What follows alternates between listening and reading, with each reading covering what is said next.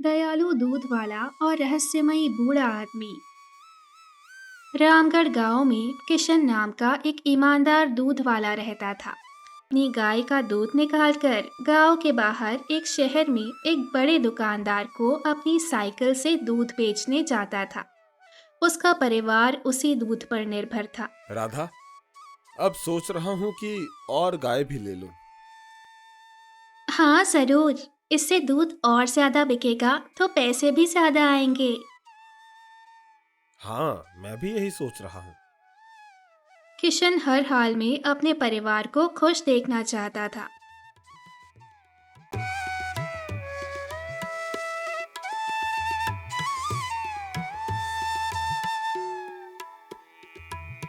क्यों भाई साहब, दूध पसंद तो आता है ना? हाँ भैया, तुम्हारा दूध बहुत पसंद आता है। ग्राहक भी कहते हैं कि दूध इतना अच्छा है कि कोई कमी ही नहीं निकाल सकते। आसपास के दूध वालों पर भी कोई नहीं जाता, सभी मेरी दुकान पर ही आते हैं। मैं तो कहता हूँ तुम और दूध लाया करो, दूध कम पड़ जाता है। हाँ, मैं भी और गाय लेने की सोच रहा हूँ। हाँ हाँ, जल्दी गाय ले लो, तुम्हारा दूध सभी को पसंद आता है। तुम बिल्कुल मिलावट नहीं करते, शुद्ध दूध देते हो। तुम्हें पता है, पहले मैं जिस दूध वाले से दूध लेता था वो तो दूध कम पानी ज्यादा देता था। तुम पूरी ईमानदारी से अपना काम करते हो। मेरे पिताजी कहा करते थे, जो भी काम करो पूरी ईमानदारी से करो, और ये भी कहते थे कि हमें हर उस जरूरतमंद की मदद करनी चाहिए जो मुसीबत में है। मैं उनकी बात पर ही चलने का प्रयास करता हूँ। तुम्हारे पिताजी महान थे, उन्होंने तुम्हें सही बात सिखाई है। थोड़ी देर बाद किशन अपने घर की तरफ बढ़ जाता है।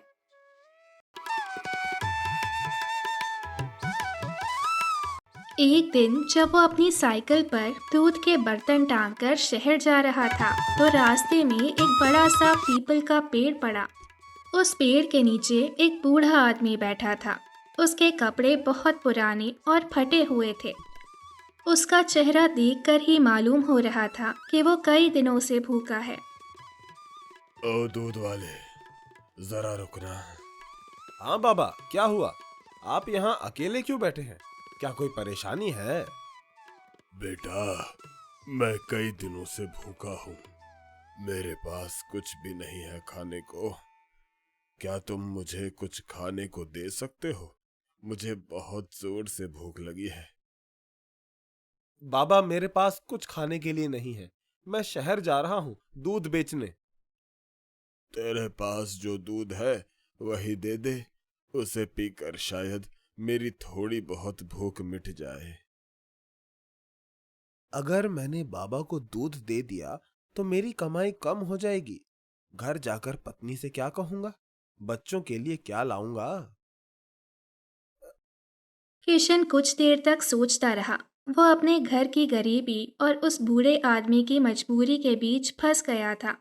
फिर उसने अपने दिल की सुनी। बाबा, थोड़ा सा दूध आप पी लीजिए, शायद आपकी भूख मिट जाए। बेटा, थोड़े से दूध से मुझे कुछ नहीं होगा। मुझे सारा दूध दे दे।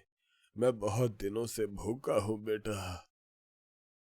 ठीक है, आप सारा दूध पी लीजिए। आज मैं दूध नहीं ले जाऊंगा शहर। तू सच में मुझे अपना पूरा दूध दे रहा है ना? आपकी भूख मेरे लिए मेरी कमाई से ज्यादा जरूरी है।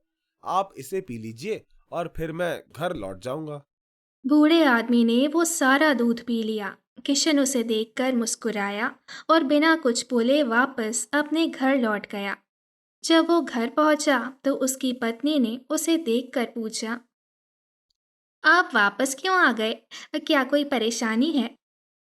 राधा, आज दुकानदार को दूध नहीं चाहिए था, इसलिए उसने दूध नहीं लिया। क्या? लेकिन हमने तो सोचा था कि आज कुछ ज्यादा कमाई होगी। इसमें मैं क्या कर सकता हूँ राधा? किशन ने राधा से झूठ बोल दिया था। उसने राधा को सच नहीं बताया था। अगले दिन किशन फिर से दूध लेकर निकला। वो उसी पीपल के पेड़ के पास से गुजर रहा था जहां उसे वो बूढ़ा आदमी बैठा मिला था, और आज भी वो बूढ़ा आदमी वहीं बैठा था। आ गए बेटा। मुझे पता था कि तुम आओगे। क्या आज भी तुम मुझे दूध दोगे? अगर मैंने आज भी बाबा को दूध दे दिया तो मैं आज भी दुकानदार को दूध नहीं दे पाऊंगा।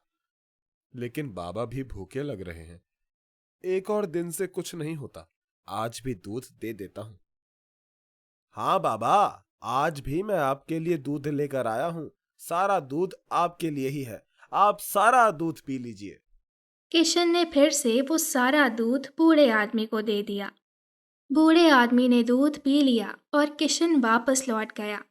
किशन को जल्दी आता हुआ देख राधा ने उससे पूछा, क्या हुआ जी? आज भी आप जल्दी क्यों आ गए? क्या आप शहर दूध बेचने नहीं गए? अगर मैंने राधा को सच बताया तो वो बहुत गुस्सा होगी। मुझे इससे झूठ ही बोलना होगा। अरे राधा, क्या बताऊं। रास्ते में मेरी साइकिल एक गड्ढे में गिर गई, जिससे सारा दूध फैल गया। बहुत बुरा हुआ ये तो। कल भी दूध नहीं बिका और आज भी नहीं। तुम्हें पता है ना किशन, हम कितने गरीब हैं। अगर एक दिन दूध नहीं बिके तो हमें कितनी परेशानी आ जाती है। अब जब जाओ तो गड्ढों से दूर होकर ही जाना, नहीं तो फिर से गिर पड़ोगे। यही सिलसिला कई दिनों तक चलता रहा। किशन रोज उस बूढ़े आदमी को दूध देता और वापस लौट जाता। जब उसकी पत्नी उसे कुछ पूछती तो वो हर बार झूठ बोल देता। लेकिन अब राधा को उस पर शक होने लगा था। एक दिन उसने गुस्से से किशन से पूछा, आप मुझे सच सच बताइए, क्या बात है? आप हर दिन खाली हाथ वापस क्यों आते हो? और जब मैं पूछती हूँ तो हर बार एक नया बहाना बना देते हो। कई दिनों से आप दूध बेचकर नहीं आए। घर में जो जमा पूंजी है वो भी खत्म होने वाली है। जो भी बात है सच सच बताइए। राधा, मैं तुम्हें सब कुछ सच बताना चाहता था, पर मेरी हिम्मत नहीं हुई। आप बताइए जो भी है, सच सच बताइए। राधा, जब मैं शहर जाता हूँ तो रास्ते में एक पीपल के पेड़ के पास एक बूढ़ा आदमी मिलता है। वो बहुत भूखा होता है और वो मुझसे रोज दूध मांगता है।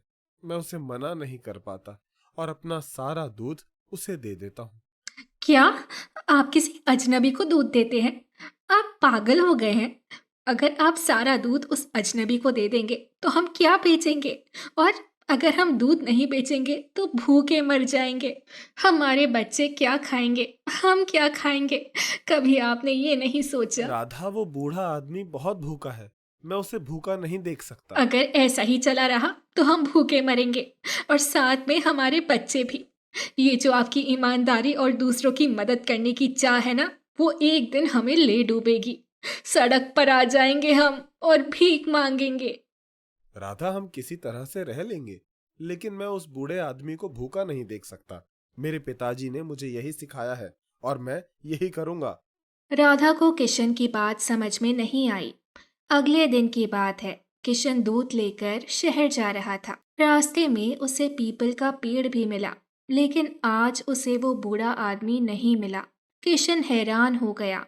उसने बूढ़े आदमी का इंतजार भी किया, लेकिन वो नहीं आया। आज क्या हुआ? बाबा तो आज नहीं आए। शायद वो कहीं और चले गए होंगे। ठीक है, मैं भी शहर जाता हूँ और दुकानदार को दूध बेचकर आता हूँ। इतने दिन भी हो गए हैं, पता नहीं अब वो मुझसे दूध लेगा भी या नहीं। किशन उस दुकान पर पहुंचा जहां वो दूध दिया करता था। आ गए भैया। आज कहाँ रह गए थे? तुमने बहुत देर लगा दी आने में। भाई, मुझे माफ कर दो। मैं इतने दिनों से दूध देने नहीं आ रहा था। क्या तुम पागल हो गए हो?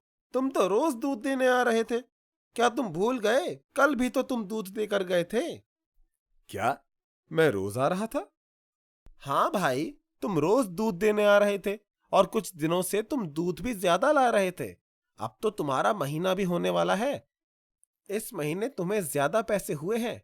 और हाँ, अब ज्यादा दूध ही लाना, ठीक है? किशन हैरान हो गया था। उसे कुछ समझ में नहीं आ रहा था। थोड़ी देर बाद वो अपने घर की तरफ बढ़ गया। रास्ते में वो पीपल के पेड़ के पास रुक गया। बाबा, आप कहाँ हैं? सामने आइए।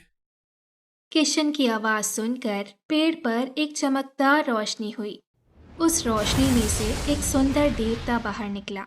उसने सफेद कपड़े पहने हुए थे। किशन उसे देखकर हैरान हो गया। किशन, तुम हैरान क्यों हो? मैं वही बूढ़ा आदमी हूं जिसे तुम रोज अपना सारा दूध देते थे। बाबा, आप कौन हैं? मैं इस पीपल वृक्ष का देवता हूं। मैंने तुम्हारी परीक्षा ली, तुम्हारी ईमानदारी और दूसरों के प्रति दया की। मुझे पहले से ही पता था कि तुम सच्चे और नेक हो, लेकिन मैं तुम्हारी करुणा को एक बार परखना चाहता था। तुमने निस्वार्थ भाव से मुझे अपना सारा दूध दे दिया, जबकि तुम्हें मालूम था कि उसी दूध से तुम्हारा घर चलता है। तुम्हारी इस निस्वार्थ सेवा से मैं अत्यंत प्रसन्न हूं, इसलिए मैं तुम्हें इसका इनाम दे रहा हूं।